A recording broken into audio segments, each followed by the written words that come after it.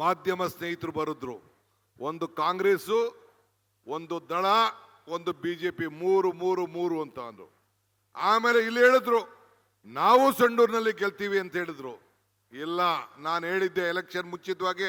ಆಮೇಲೆ ಹೇಳಿದೆ ಏನಂತ ಹೇಳಿದೆ, ಕೆರೆಯಲ್ಲಿ ಕಮಲ ಕೆರೆಯಲ್ಲಿ ಇದ್ದರೆ ಚಂದ, ತೆನೆ ಹೊಲದಲ್ಲಿದ್ದರೆ ಚಂದ, ಈ ದಾನ ಧರ್ಮ ಮಾಡುವ ಕೈ ಅಧಿಕಾರದಲ್ಲಿದ್ರೆ ಮಾತ್ರ ಚಂದ ಅಂತ ಹೇಳಿದೆ.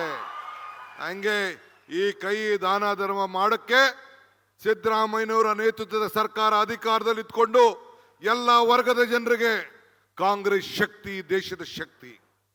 ಕಾಂಗ್ರೆಸ್ ಇತಿಹಾಸ ಈ ದೇಶದ ಇತಿಹಾಸ.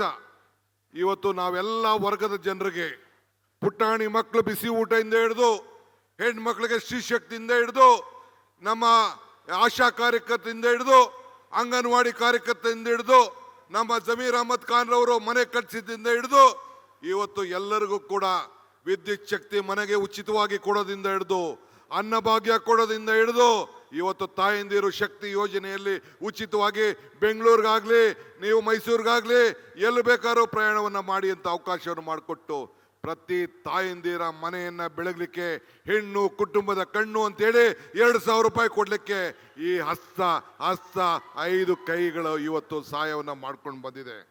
ಆದ್ರಿಂದ ಬಂಧುಗಳೇ, ನಾನು ಹೆಚ್ಚಿಗೆ ಇನ್ನ ಒಂದು ಸಭೆಗೆ ನಾನು ಮುಖ್ಯಮಂತ್ರಿಗಳು ಇಬ್ರು ಹೋಗ್ಬೇಕಾಗಿದೆ.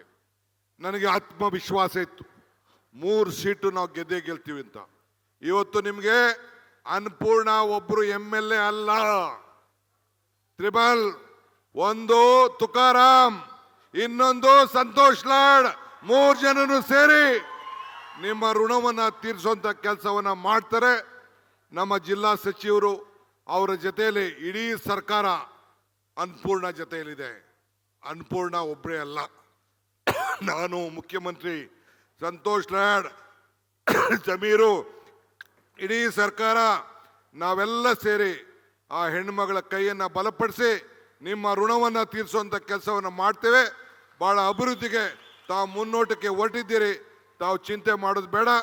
ತಾವೆಲ್ಲ ಸೇರಿ ಆಶೀರ್ವಾದ ಮಾಡಿ ನಿಮ್ಗೊಂದು ದೊಡ್ಡ ಕೋಟಿ ನಮಸ್ಕಾರವನ್ನ ಹೇಳಿ ತಾವು ನಿಮ್ಮ ಸೇವೆಯನ್ನ ಸದಾ ನಾವು ಮಾಡ್ಕೊಂಡಿರ್ತೇವೆ ಅನ್ನೋ ಮಾತನ್ನ ಹೇಳಿ ನನ್ನ ಮಾತನ್ನು ಮುಗಿಸ್ತೇನೆ. ಜೈ ಹಿಂದ್, ಜೈ ಕರ್ನಾಟಕ.